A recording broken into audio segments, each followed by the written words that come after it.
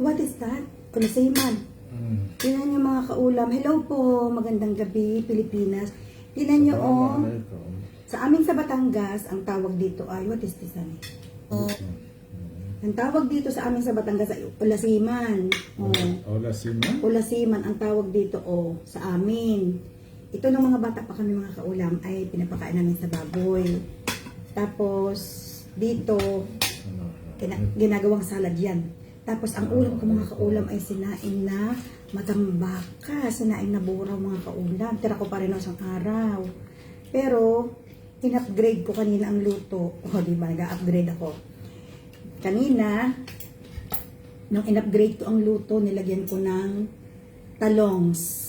I cannot wait. You will talk. Nilagyan ko ng okra. Nilagyan ko ng bunga ng malunggay. This is name in Arabic Fargaw. Fargaw. Fargaw. Sa F-R-A-G-A-W. tapos, doon lang tayo natalo sa kanyang spelling bee. Spelling Fargaw. Sa Pilipinas, ulasiman nangangain siya In ng... English, Tapos ang ulam ni Bren mga ulam ay kalderetang manok. phonogranate. Not pumig... Not no. buffet. No, wrong. I searched about it. No. Talong. Isawsaw natin sa patis ng isda. Oh? Sarap.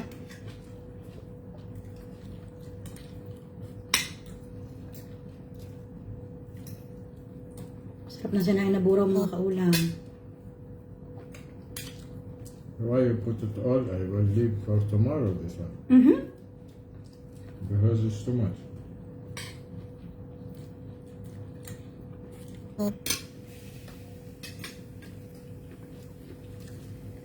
We didn't tell them kain tayo.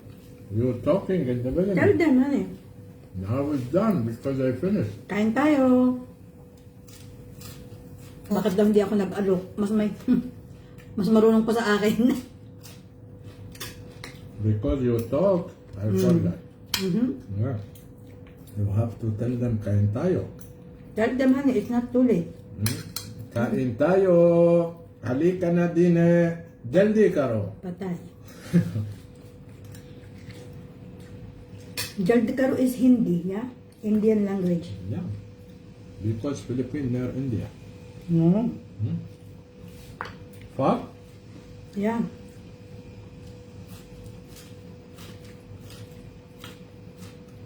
Jaldi karo is Vietnamese. Not Vietnamese. Indian, Hindi. Oh? Oh, you know. Yeah. I am testing you. How, you will know Vietnamese or what? Kain po, kain. Rayma said you have a very long last this one. Alas, because I didn't shave. Ang sarap ng tayong...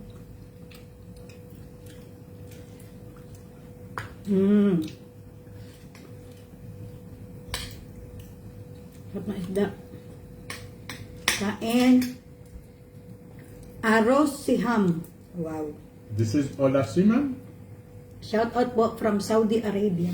Yeah, Ulasiman in Batangas, Tatuan. Because the person who find it, his name Ola. He's working seaman. They said, Ola Seaman. Yun pala ang alamat. You see? How I find Yun his pala name. ang alamat ng Ulasiman. Malay ko baga. He's first person who eating this one. Kain po. Yan lang ulit kami nagkasabay kumain. Kailan said, Baba looks like a grandpa. Oh! Ay, ay, ay, ay, ay, ay, ay, ay. Hi, Rhea. Kain tayo, Rhea. Ma'am China Sumage Manalo. Hello, Gilan. Not Gilan. Kailan? Kailan? Kailan ay Gilan? Sarap mga kaulam ang aking kain. G and Gia is what is different. A and O.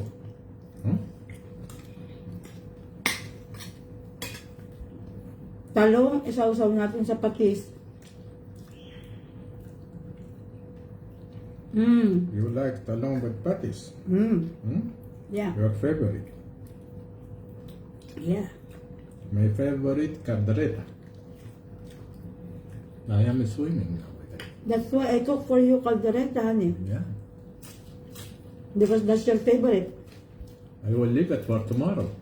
No? This is 3 days if you like the thing. You have to eat up to 3 days. Yeah? Continue. That is mean that food you like it, your favorite. And you didn't say thank you to me because I cooked that for you. I should be finished after. When you're eating, you finish eating, after you will say thank you, not in the beginning. That is double thank you. Yeah. Marami kang alam. Mama Chi, kain na tayo Mama Chi. Ma'am Lourdes Buckler, Dolores Bulao, Ma'am Irma Crisostomo, kain tayo. Destiny Rossi. Huh?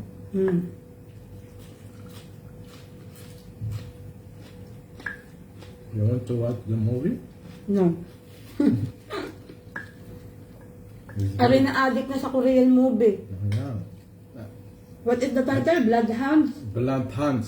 Advise everybody to watch Blunt Hands movie. Bloodhounds. Hands. Hounds. Hounds. What does mean? I don't know. You know in Arabic? الصيد خارج الحربة. يعني what you want to catch outside the gate. You know where they are fighting? What is that name? The area, you boxing or something? The ring. The ring, yeah. What you want to catch outside that one is mean. Yala, eat na. Mamaya na tayo mag-untan yan. Hindi ko na naiintindihan. I search about it in Arabic. Sarap ng talong. Marunong akong kumain ngayon ng balat, ha?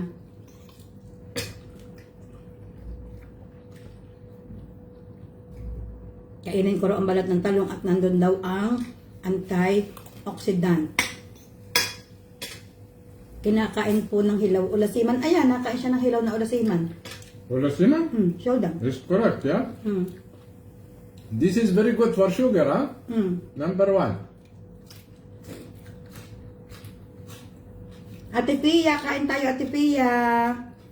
Boreres Maricel, kain po. Sherry Laquiores. She's lucky person. Yeah? Yeah. Have luck in her name. Yeah. So what will happen? If you are not lucky, you have to walk with her. Jen, kain tayo, Ineng. Kamusta naman tayo, Uye? Jennifer. Oh? Yeah. Jennifer Lopez. She's not making movie now. I didn't watch her movie. She's old already. Oh?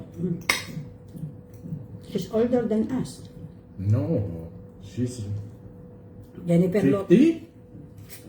50? She reached 50? No, I don't think so. Yeah. Jennifer Lopez, she is Mexican, his name. Yeah? The name, yeah? Latin. But she's not Ma'am Peli Real, kain po. Zenny Mercado Karaig Umali. Kung No. kahaba ng pangalan. she is not from Pennsylvania. Like somebody. What are you talking about?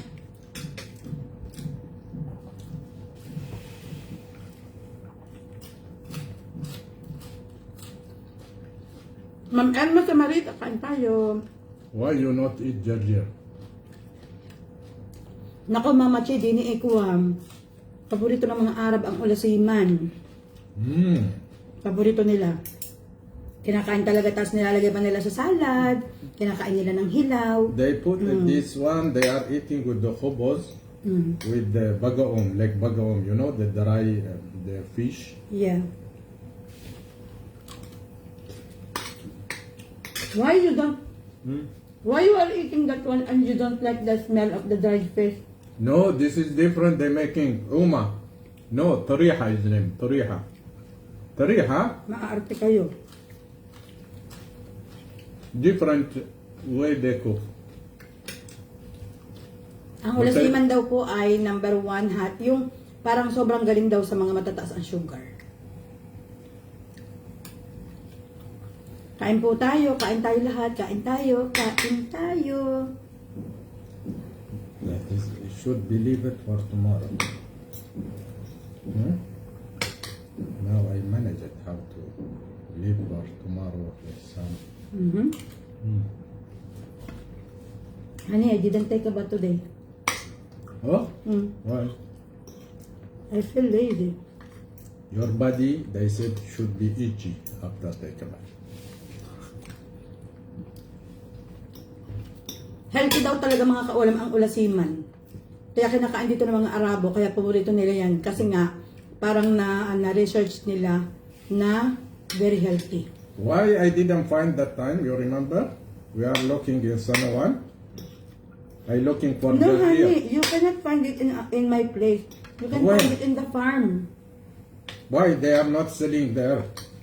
No, in the farm. Of Because, course, it's what because going there. Filipinos are not eating that one. Ah, they are not eating. No. So in the farm, who is eating? What they will do with The that? cow. Oh, Yeah. Sobrang nagulat. Baka lang pala katapat natin. that cow is Baka eating. katapat pala niya. Ano I'm done. My God. No? I'm done. What that's meant? You will clean. Oh, Yeah. which rule this one? You will wash the dishes. Where is the rule this one? Where they write? In which dictionary? You will wash the dishes because I cook. This rule? That is the rule. My rule. Huh?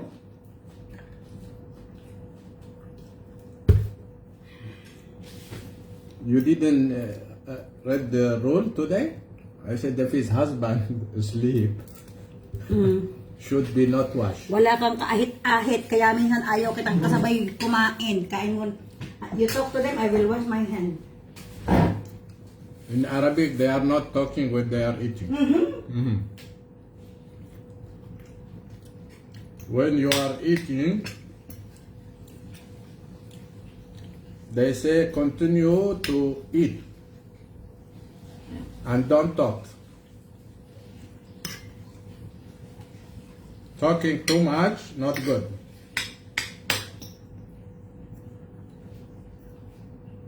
If you talk, Arabic, they are very noisy.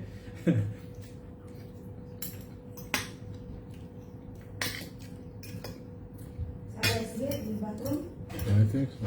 Yes. If you talk, you will shock. Yeah. You will what? What is name that one? You will shock. Shock. Choke. Choke.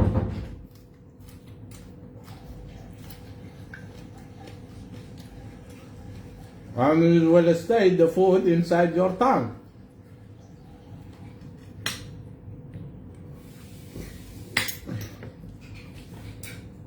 You have to not heat it all, you see?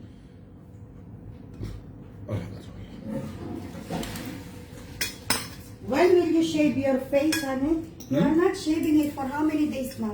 Tomorrow, because tomorrow we have work. Only- Not today. So tomorrow, if you don't have work, you will not shave? I will leave a little bit. Hindi siguro. You look like ermitanyo, you know? Parang alam niya yung ermitanyo.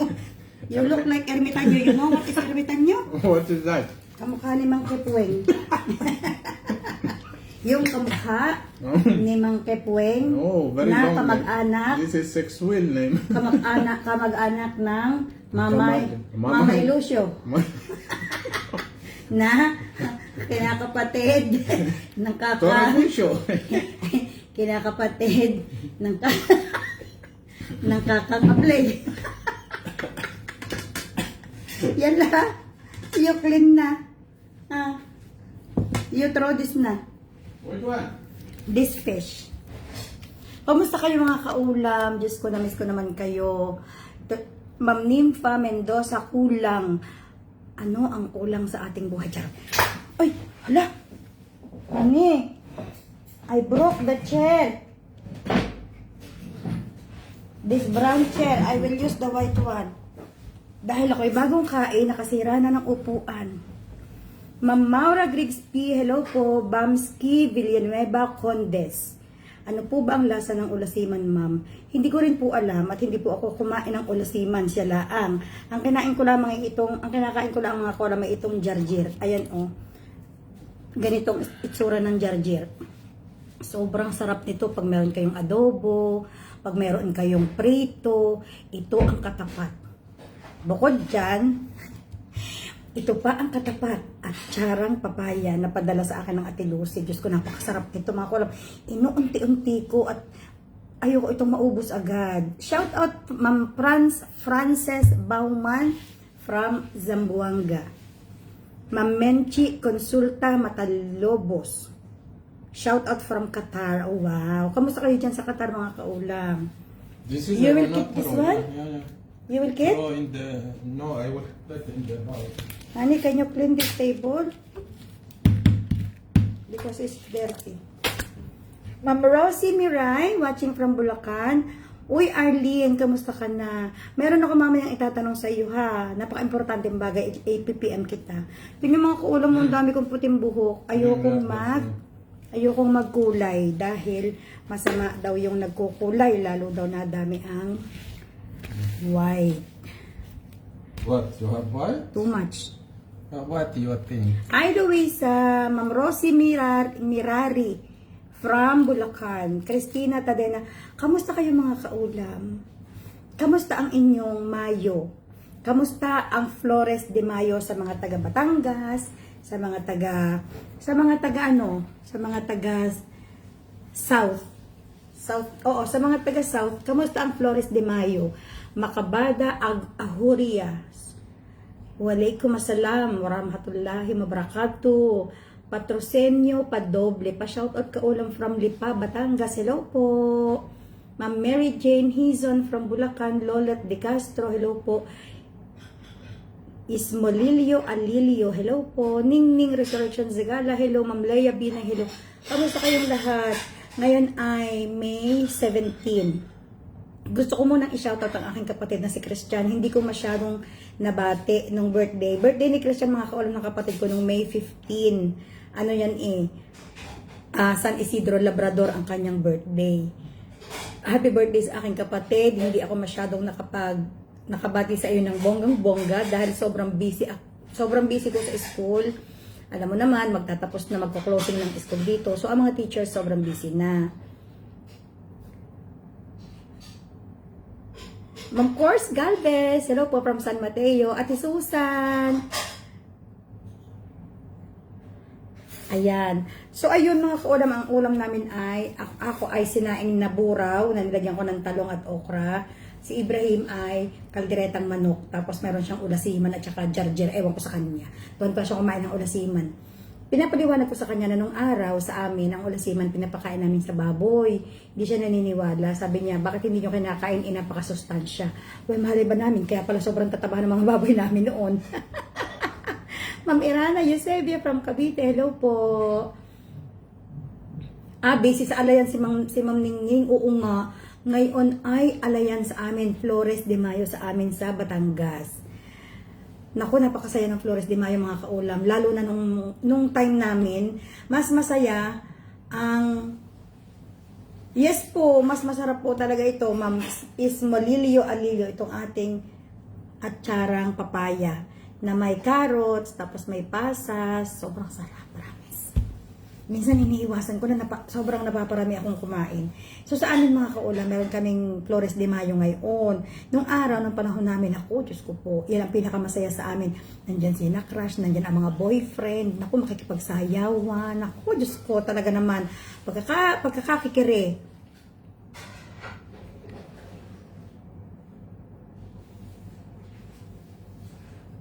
Ma'am Rodriguez Angeles Pia, i-PM nyo lang po ako pagka nandito na kayo sa Dubai. Hello Ma'am Elma, good morning.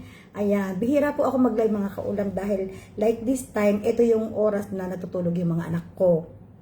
So, pag natutulog sila mga kaulam, minsan ayaw ko mag-live dahil magigising sila. Dahil itong kainan namin, katabi lang ng room nila. Pag nagising, mamaya mga nakasimangot yan sa akin lahat, silang dalawa.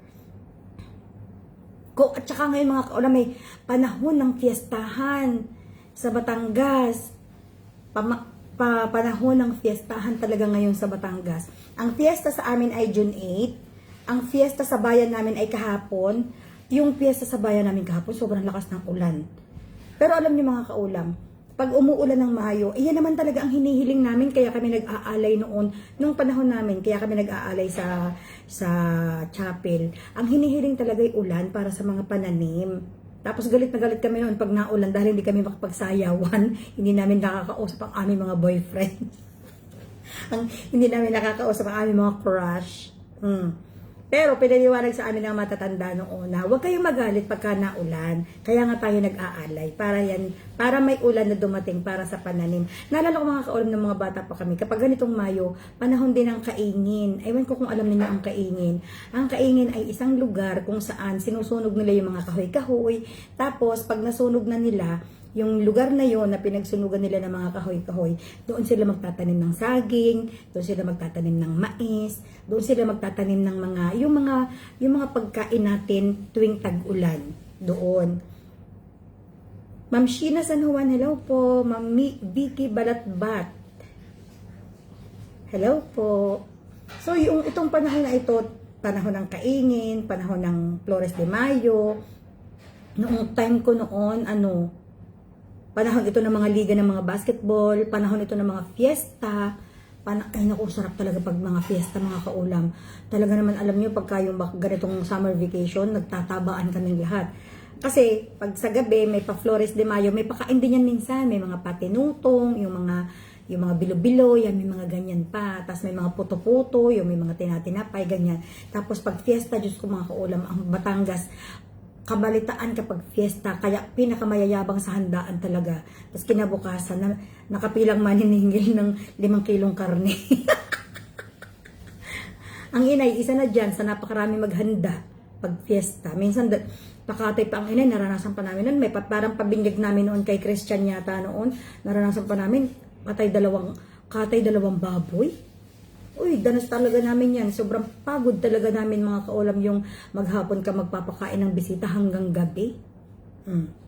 Alam mo yung pagdating ng alas 8 ng gabi mga kaulam, hindi na kami makapagsayawan doon. Hindi na kami makasayaw doon sa simbahan. Dahil sobrang sakit na ng mga katawan namin. Sobrang sakit na ng aming mga binti sa pag-aasikaso ng mga bisita. Tapos sasabihin pa kami ng tatay, mga tamad daw kami. Saan kaya doon ang tamad? Din na nga kami makapagpahinga. So, ayun, nakakamiss. Sobrang tagal ko nang nami-miss ang Flores de Mayo. Simula na nag-abroad ako mga kaulam, hindi na ako naka-attend ulit ng Flores de Mayo ever. In my more than mahigit 2 dekada, hindi na ako naka-attend ng Flores de Mayo dahil hindi ako nakakaranas. Parang hindi ko yata naranasan. Naranasan ko pala. Hindi ko talaga pa naranasan mga kaulam umuwi ng Mayo. Ever. Simula na nag-abroad ako. At yun ang namimiss ko. Tapos isang beses pa ako nakauwi ng piyesta sa amin na naman na ipatay ang tatay. Kung hindi namatay ang tatay, hindi ako makakauwi ng piyesta noon.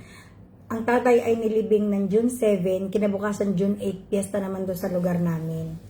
So, hindi ko yun, alam nyo, nag-book ako ng ticket na May 29, tapos babalik ako ng June 11. Na hindi ko man lang yung in the span of na yon, hindi ko talaga mga kaulam na-realize na aabutan pala ako ng piyesta sa amin. Ang nasa utak ko talaga noon, ang tatay lahat, ang tatay, yung mga ganap, kung anong yung mga pagdidesisyon lahat, yun ang nasa utak ko noon. Tapos nung nalibing ang tatay ng June 7, di nag-ipon-ipon na kami sa bahay. Sabi ng mga kapatid ko, uy, piyesta bukas. Doon ko lang na-realize, oo nga, hindi ko talaga na-realize na piyesta. Tapos, doon na rin ang pinaka-chance ko mga kaulam na pumunta sa mga bahay-bahay ng mga pinsan ko na may mga handa. Pero hindi din naman ako makakain dahil halos ang mga handa nila ay baboy. Magandang gabi, Marikoy, Maring Grace, kamusta na kayo dyan? Ma'am Emmy Borero, salamat po Ma'am Emmy.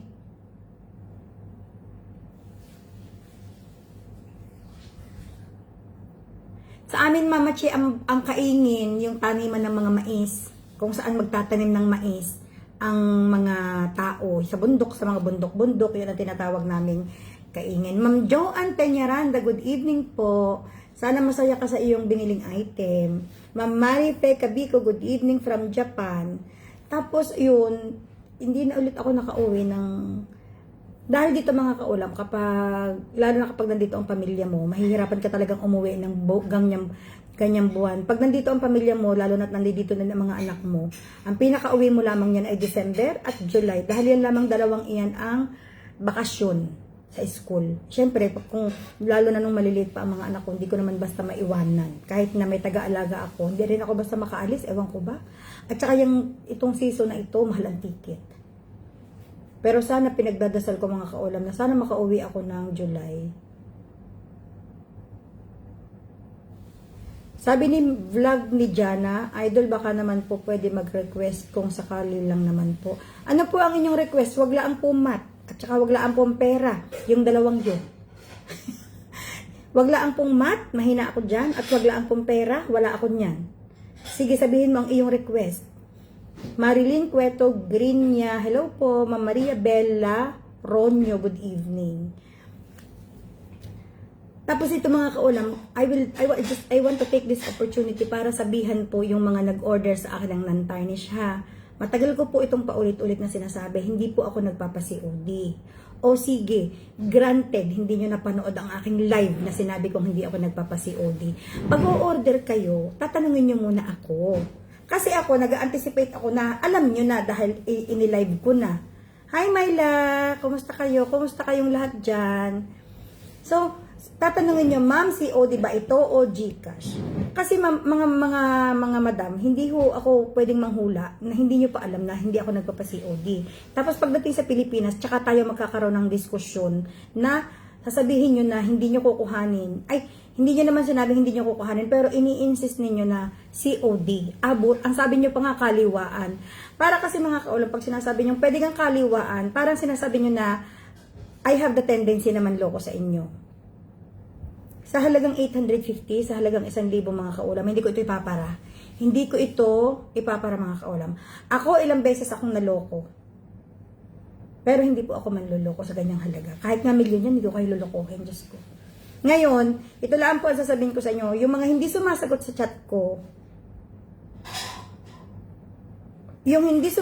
chat ko, sorry ha, dahil ibebenta ko na ang items niyo. Hindi po ako sanay na hindi ako nire-reply. Kapag nayari na ang transaction, hindi na kayo nagre-reply. Paano naman ako na namuhunan? No. Huwag kayong masyadong magagaling. Sabi ni Ma'am Vlog ni Jana, pwede po ba mag-request pang McDonald's lang po? Malapit na pong birthday ko. Kakahiya naman. Ay, Ma'am Jana. Sorry ha, kasi nasabi ko na ito one time sa akin pong vlog at saka sa aking live din na iwasan nyo muna na manghingi sa mga nandito sa Middle East. Hindi po biro ang pinagdaanan namin nung panahong may gera. Ang marami po dito, 50% lang ang sinasahod. Ang marami po dito nawala ng trabaho. Ngayon, kung dahil lamang po sa birthday ninyo na pang McDonald's, sorry ma'am, pwede naman po tayong mag-birthday ng simplihan laang. Huwag po tayong masanay. Hindi, ito lang ha, kasi para sa akin mga kaulam, pasensya na prank ako mga kaulam ha, at talagang straight to the point ako magsalita. Hindi kasi ako mga kaulam na sasanay na ipinapanghingi ko ang mga anak ko pag magba-birthday. Sorry po doon sa mga, wala po akong against doon sa mga nanghihingi para sa kanilang birthday. Pero hindi ko kasi din sinanay ang mga anak ko na manghihingi ako sa ibang tao para sa birthday nila. Pag wala. Pag meron, meron. Kasi ma'am, ang nangyari po, hindi lang po ako noon paladaing nung panahong kasalukuyan ng gera. Pero, ang dami po namin in-adjust sa aming mga income. Nawalan po ako ng mga tutorial kasi ang iba po dito mga kaulam nagsipag-uwian sa kanilang bansa. So, isang estudyante lang sa tutorial ang natira sa akin. Which is mga kaulam, yung kinikita ko po sa tutorial ko, yan yung binibigay ko sa inay, yan yung pag magpapagamot ang inay, yan yung pag gusto ko ang inay bilhan ng masasarap na pagkain, yan yung pag gusto kong mag-abot sa mga kapatid ko, ganyan. Dahil mga kaulam, ang katwiran ko, kung ang ibibigay ko sa kanila, kung ang ibibigay ko sa inay, ikukuhanin ko pa sa sinasahod ko, kawawa naman ang mga anak ko. Dahil siyempre mga kaulam, itong katawang ito, hinahati ko ito mga kaulam. Ang kalahati nito para sa mga anak ko, ang kalahati nito para sa magulang ko. Bakasyon na school te. Hindi pa, Aleli. Ang school dito ay matatapos ng July 3 ang mga bata. Last day nila July 3. Kami mga teachers, July 11. Meron pang silang final exam sa second week ng June. Actually, next week, 1 week na walang pasok kasi Eid al-Adha. Salamat po Ma'am Mary Jane Hizon, Ma'am Marilyn Cueto Grinya. Hello po. Hindi pa po bakasyon. Sana nga bakasyon na sobrang init na. So, pag ganitong sobrang init na, ako naman okay lang sa akin ng init. Naawa ako sa mga bata. Hindi sila makapaglaro sa labas. So, pag ganitong sobrang init na, hindi na sila makapag-PE sa labas ng classroom.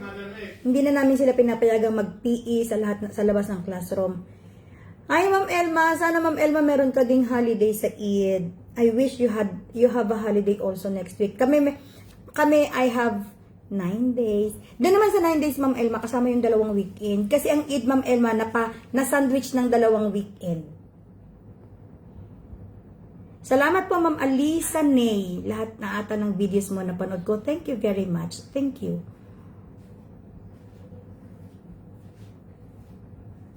Oo, maliit talaga ang sweldo dito sa Sharjah ng mga eskwelahan. Pero may marami ng eskwelahan ditong bago, Aleli. Malalaki na sila magsahod dito sa Sharjah. Ariana, tapos na po kaming kumain. Masakit sa kamay. Naghugas ng pinggan. Marami pinggan. Masakit daw ang kanyang kamay. Honey, what about this box? Which one? This We one. were sold that, no? Yeah. They just opened. Oh, Hmm. they have to give discount. No, honey, I think the same amount. Oh, Yeah. Kasi mga kaulam, itong box na to, ito yan. Nakahambalang dito sa gitna ng aming sala. Hindi namin yan na-send dahil inabutan niya ng gera. Inabutan ng gera, nagsarado ang mga, for the meantime, for the time being na nakasarado yung Strait of Hormuz, nagsarado din ang mga cargo company. Ewan ko ngayon kung bakit sila bukas na kaaga. Bukas na sila ngayon, parang sarado pa ata ang Strait of Hormuz ngayon. The Strait of Hormuz is still closed. Hello, Roberto Palar, Kakaspi, ayun ang best friend mo, magtatapon ng basura. How they will... Ayun, no? No, honey, I think they have the way. Ma'am Luz Vivinda Santos, Ma'am Tess Katahan, good evening po. So, ayun mga kaulam, advice ko lang, huwag natin sanayin ang ating sarili na kapag mag-birthday tayo, ipanghihingi natin sa iba. Ako, hindi din ako madamot. Pag meron naman, nagbibigay din ako. Or, sa tulad dito sa mga kaibigan ko, mga kaulam, halimbawa, Ma'am Len Redondo, hello po from Fujairah. Honey, can you please shout out Roberto Palarca Caspe? Oh? Shout out Roberto Palarca Caspe. Oh, dire-diretso yun. Wala siyang mali. Ah, First time niya yan, walang mali. because I eat caldereta. Dahil kumain daw siya ng kaldereta, kaya daw siya matalino. Ay, Diyos ko mga kaulam. Tapos, katulad dito mga kaibigan ko, pag magbe-birthday sila mga kaulam, hindi ako mahilig mga kaulam pala bili ng regalo. Alam niyo kung bakit? Kasi hindi ko alam kung ano ang gusto nila. Ang ginagawa ko pag nag-a-attend ako dito ng birthday, nilulutuan ko sila. Halimbawa, sige, sagot ko na ang leche flan, sagot ko na ang embutido, yung 2 yan. Leche flan, ang pinakamadalas kong dalhin sa mga birthday is leche flan, embutido, soft drinks, yung 3 na iyan. Dahil mga kaulam, yan ang talagang paborito kong lutuin.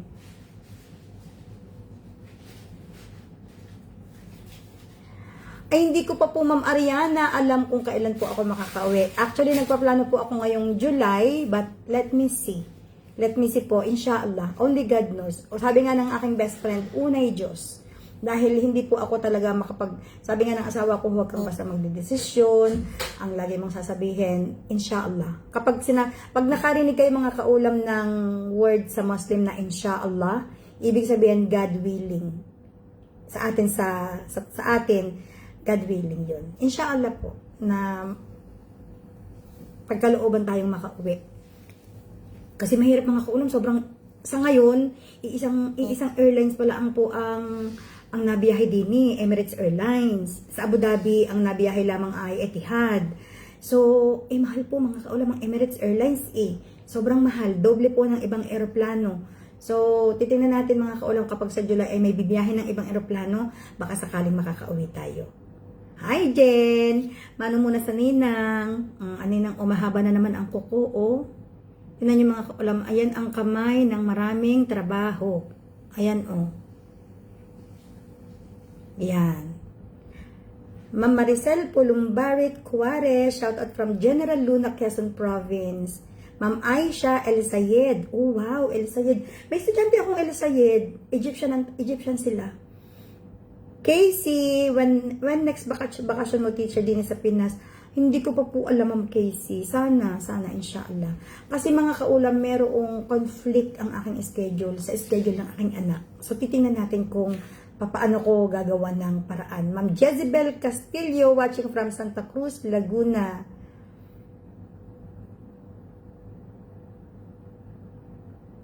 Salamat, Alisa. Alam mo na ako. Ma'am Maria Elena Hogno, good evening. Good night po, ma'am. Alam nyo, nafa-flatter naman ako kapag sinasabi nila. Una, kapag sinasabi ng mga followers ko na nagkakaroon sila ng ganang kumain, kapag napapanood nila ako, dahil meron daw silang dinaramdam sa kanilang sarili. Masaya ko niyan mga kaulam dahil nakakatulong ako. Pangalawa, yung isang followers natin sa Amerika na mag-anak, pag daw wala silang, siguro pag uwian na, pag malapit na mag-uwian sila mag-anak galing sa trabaho, nagchat-chat na sila na, anong ulam natin? Pag wala daw silang maisip na ulam, pupunta daw sila sa aking page para makita nila kung ano niluto ko, tapos yun din ang lulutuin nila. So, I'm thankful. Naku, Mama Chip, promise ko yan, kung makaka-uwi ako, talagang Mama Chip, plano ko talagang umakyat ng Tagaytay po. Kasi nung umakyat kami ng Tagaytay, may kinuha lang kami, tapos diretso na U-turn na kaming Pamaynila, kasi papunta na kami ng airport.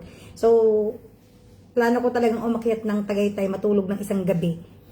Ma'am Annabel Colina from Cebu, Ma'am Janet Bauyon, magandang gabi po.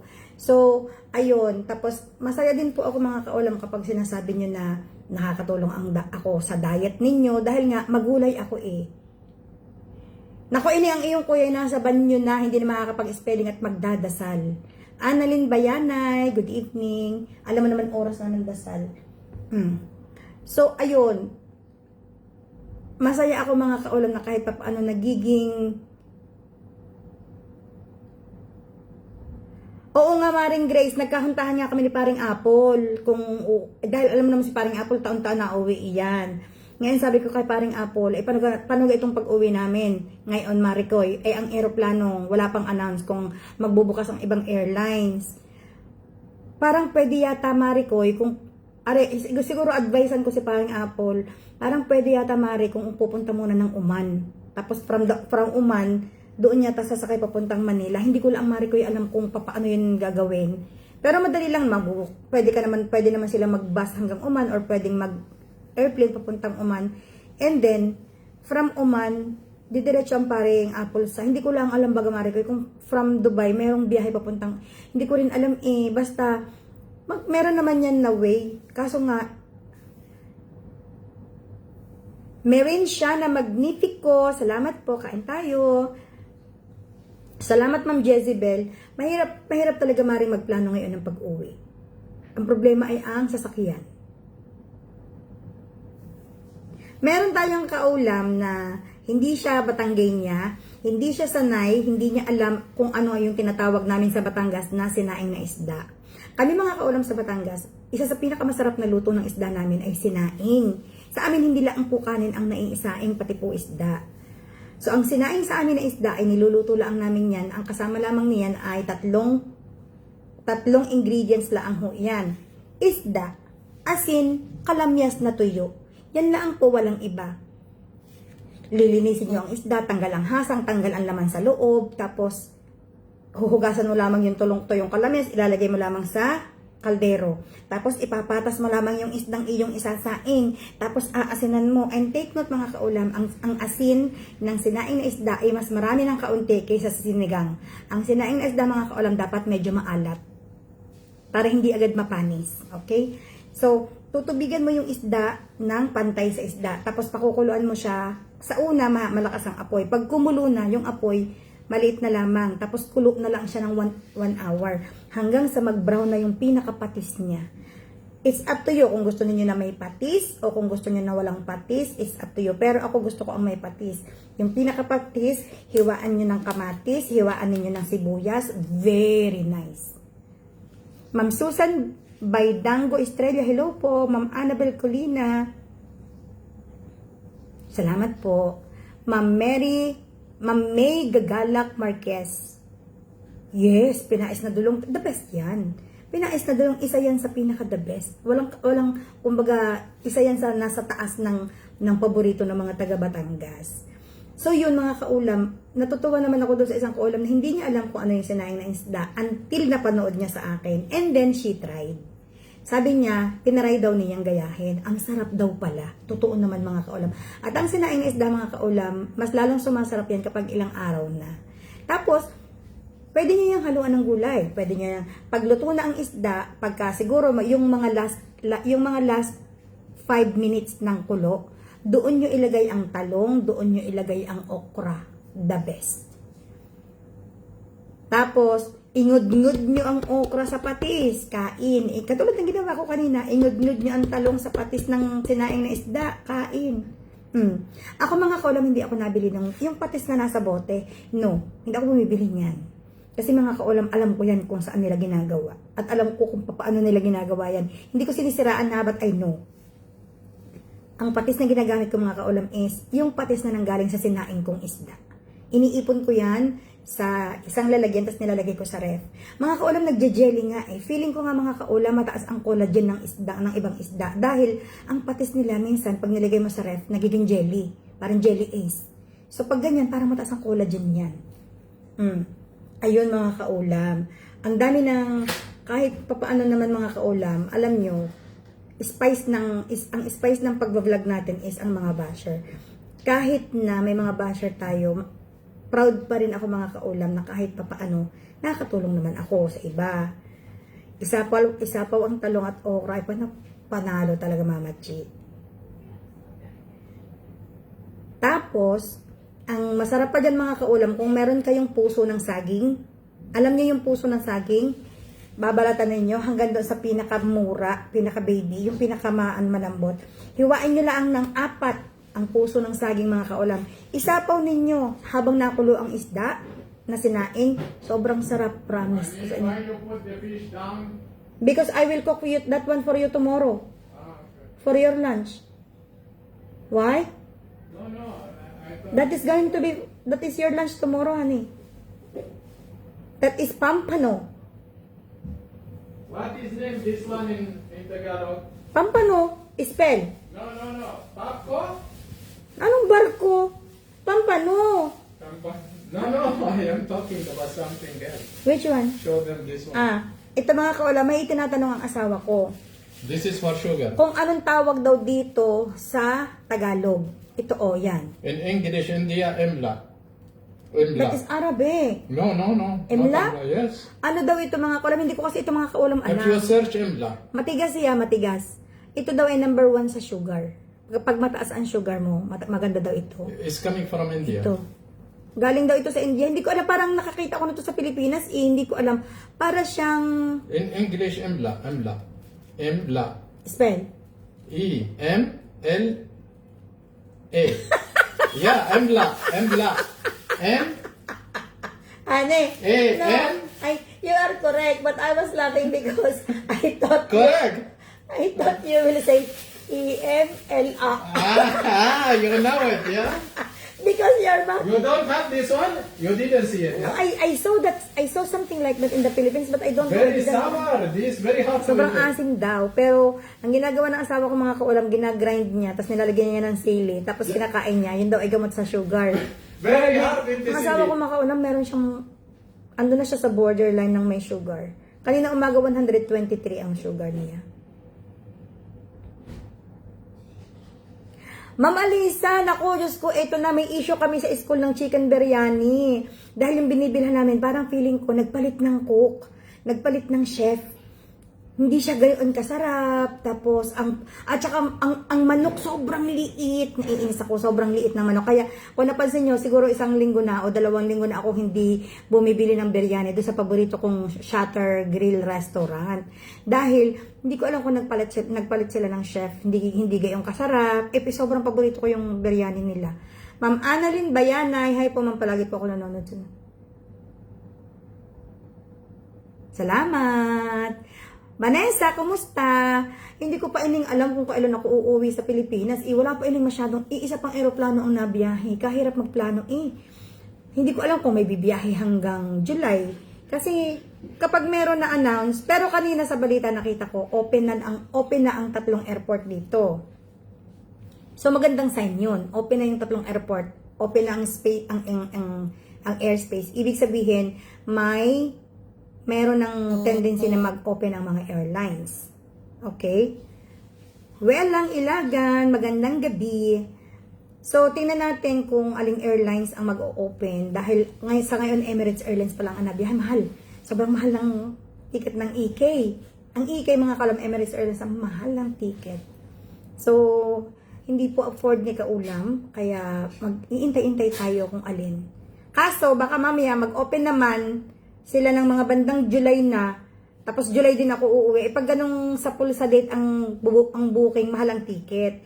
Dapat kung uuwi ko ng July, nakabook ka na ng Feb or January.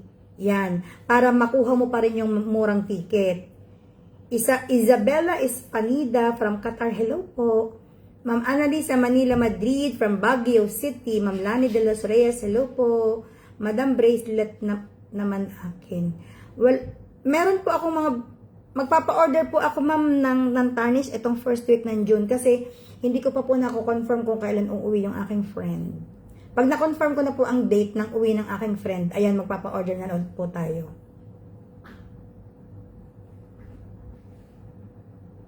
Open na po mamang Abu Dhabi. Open naman talaga. Open naman talaga ang airport Hindi naman nagsara ang airport Sa Abu Dhabi, Etihad lang ang bumibiyahe. Sa Dubai, Emirates lang ang bumibiyahe. Meron namang bumibiyahe. Yun nga lang, Emirates tsaka Etihad ang mahal niyan.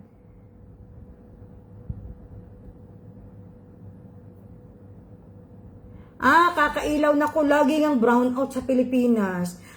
Parang may rotational brownout ang Pilipinas. Alam niyo, nakakaawa talaga ang ating bansa, no? Huwag tayong ma-offend ha. Nakakaawa na talaga ang Pilipinas, mga kaulam. Nakakaawa na talaga ang mga Pilipino sa Pilipinas. Kasi, nagdudusa masyado yung brownout. Hi, Nora! hindi ka pa naman late. Nahuli ka lang sa kainan. Ma'am Lani de los Reyes, magaganda naman po talaga ma'am ang aking mga non-tarnish. In fairness, magaganda naman po talaga ang aking mga non-tarnish. Kaya nga po mga kaulam, ang dami nang na-order sa akin. Kaso itong bandang huli, napansin ko mga kaulam, kung napansin niyo nung mga bandang last year na nagpapa-order ako ng non-tarnish, nakakaranas ako magpa-order ng 120 pieces and more. Sa 120 pieces, wala kahit isang buraot. So, yun?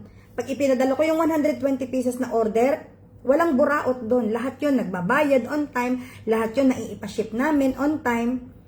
Itong bandang huli, napansin ko, ang daming umuorder sa akin mga buraot. Papangalanan ko siguro, nasa aking isang cellphone. Sabi ni Mama Chi, tapos grabe pa tax. Kaya nga nakakaawa na talaga. Oo, Nora, papadalan kita ng picture. Nakakaawa na talaga ang Pilipino ngayon, tax. Katulad kahapon, umulan lang kahapon, grabe ang baha sa SLEX. Grabe ang baha na panood ko. Laki ng baha. So, actually mga kaulam, kahit hindi tayo ngumaungaw about sa flood control, mismong ang inang kalikasan na ang nagsasabi sa atin na ninakaw talaga ang flood control natin. Hindi na natin kailangan magbintang, hindi na natin kailangan magngaw-ngaw, hindi na natin kailangan magsisigaw about sa flood control. Proven na naninakaw talaga ang flood control dahil ulan mismo ang nagpapatunay mga kaulam na ninakawan tayo ng flood control. Nandun na ang ebidensya, mali-malitang pera. Ano pa ba ang hinihintay ng gobyerno natin para lang mapanagot yung mga kumuha ng pera na yun? Ang dami na nang namatay sa baha, ang dami na nang namatay na nawala ng bahay, ang dami na nang nawala ng kabuhayan.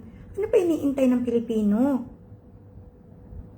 Ano pa iniintay ng Pilipinas? Ano pa bang patunay? Ano pa bang ebidensya ang kanilang iniintay para laang kasuhan nila yung mga taong managot sa pagnanakaw ng pera? Andiyan na. Isang iyak lang na inang kalikasan. Sinasabi, ang kalikasan mismo ang nagsusumigaw. Ninakawan kayo ng gobyerno, ng flood control. Kasi kaunting ulan lamang, grabe na ang baha.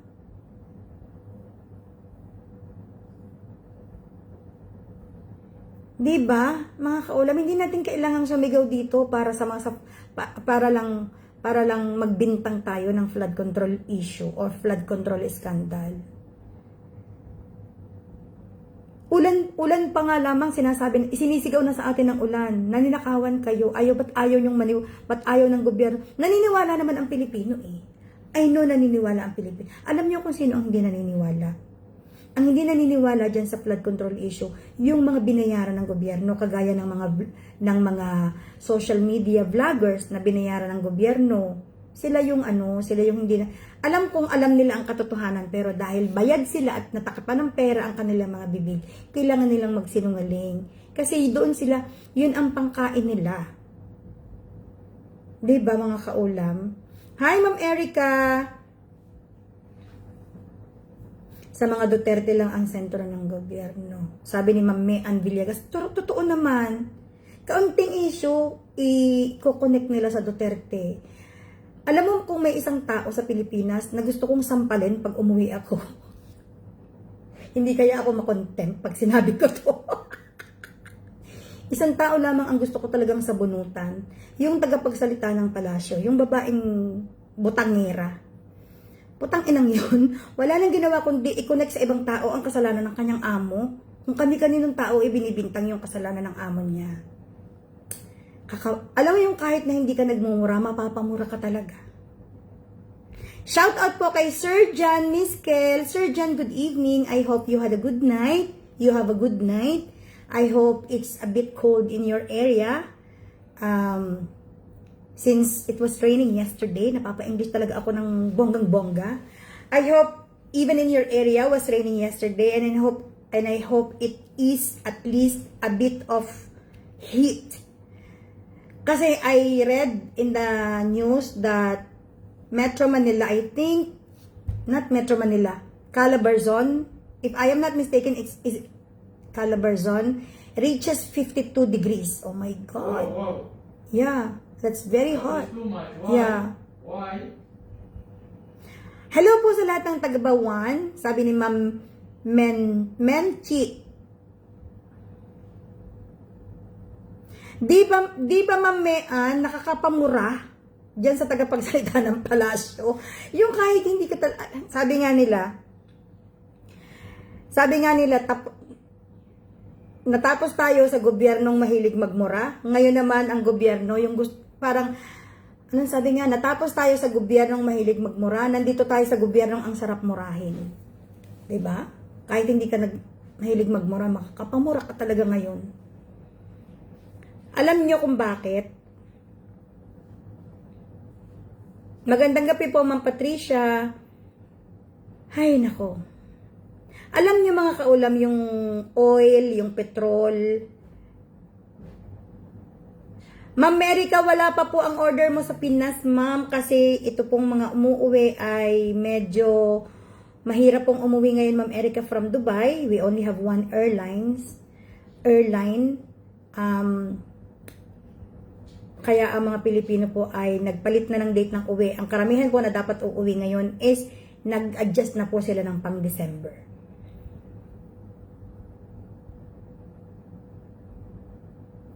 Hindi ko talaga maintindihan ang gobyerno ngayon, grabe as in sobra. Alam niyo mga kaulam, sabi nga nila, pag ipinagtanggol mo ang Duterte at ikaw ay content creator, mawawalan ka daw ng followers, mauubusan ka raw ng followers, ganyan-ganyan. Diyos ko. Okay lang. Pag alam naman natin ang katotohanan, Diyos ko, mga kaulam, grabe.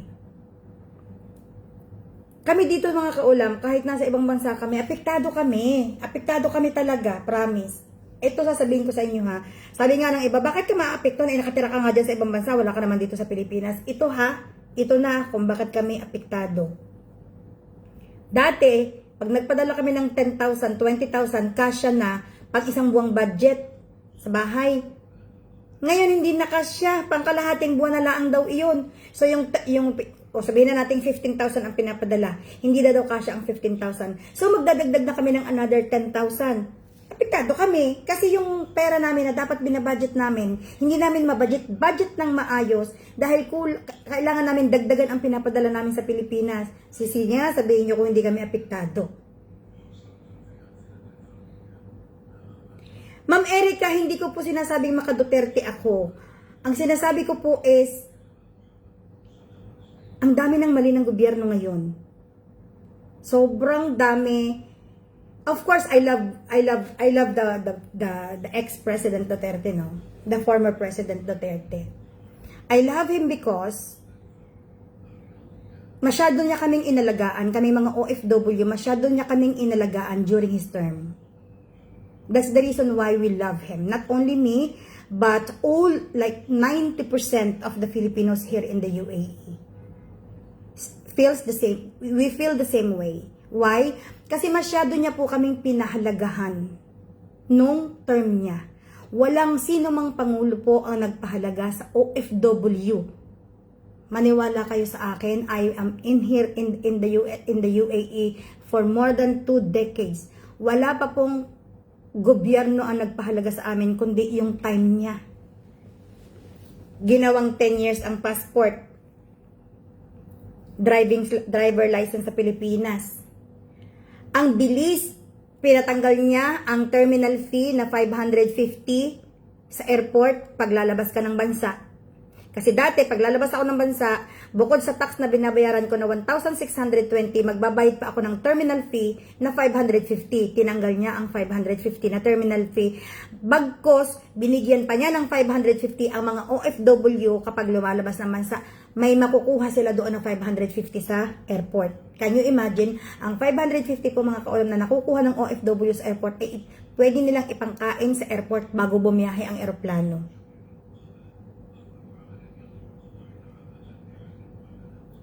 So, tapos kami dito noon, nung panahon niya, actually mga kaulam, isa sa struggle ng mga Pilipino dito sa ibang bansa ay ang mga ugali ng tao sa consulate or sa embassy ng Philippine Embassy. Masyado silang entitled, masyado silang matataray, masyado silang akala mo kung sino. Na dapat ang trabaho nila pagsilbihan ng OFW. That's why they are there in the embassy and in the consulate. Kaya nga sila nandun to serve us. Pero, kakaiba po ang nangyayari. Pag pumunta kami doon, para kami nakikiusap. Pwede kaming, minsan sinisigaw-sigawan na lang. Minsan hinihahagis pa ang passport. Naranasan namin yan. Nung panahon ni Digong, no. Walang makapagtaray. Lahat naging mabait for the time being na nakaupo si Digong. So, kumbaga, nawalan kami ng burden ng time niya dito sa ibang bansa. Bukod pa dyan, kada Pilipino na may matinding kaso dito sa ibang bansa, tinutulungan niya. Tinutulungan niya. And we heard with our own ears kung paano siya sinasaluduhan ng mga Arabo dito. Paano ko alam? Meron ako ditong kaibigan na ang nanay niya nagtatrabaho sa kumpanya ng isang Arab family, ng isang local family. Sobrang tagal na niya doon sa kumpanya na yon. 2-3 decades na nagtatrabaho siya doon. Hindi alam ng kaibigan ko na sinubaybayan pala ng amo niyang Arabo yung politics sa Pilipinas simula nung tumakbo ng presidente si Digong. Tapos, sobrang hanga niya talaga. One time, sinabihan pa nga niya yung kaibigan ko na, can you please relay my message to your president that if ever he will come to Dubai to visit Dubai or UAE, may villa, ay ang villa niya parang mansion kasi sobrang yaman niya. Sobrang yaman niya. My villa is ready for him. He can stay there as long as he wants. Sobrang na-idol niya si Digong. Sobra siyang na-amaze sa tapang, sobra siyang na-amaze sa genuine, yung pagiging genuine ba. So kami, sino ba naman kami na hindi kami hahanga? Ibang lahi nga humanga. Tapos pag sasakay ka sa taxi, naranasan ko to ng ilang beses. Sasakay ka sa taxi, oh, you know, your president is very good. I hope our president in our country is the same. Mga yung mga ganyan. So parang nakaka-proud na parang feeling nila hindi nila kami pwedeng galawin kasi ipagtatagol kami ng aming presidente. Parang feeling namin nung time niya, ay hindi namin pwedeng kantiin itong mga Pinoy na ito. Matapang ang presidente nito. Yung parang ganyan. Hi Mike, good evening. Sabi ni Ma'am Mean, sa totoo lang ma'am, yung lugar namin talamak ang droga. Totoo yan. Kahit sa amin noon. Diyos ko, kikilabutan ka kahit mga bata nagbebenta. Kahit ngayon sa lugar namin, mga bata marunong nang magbenta. Totoo yung mga kaulam sa lugar namin.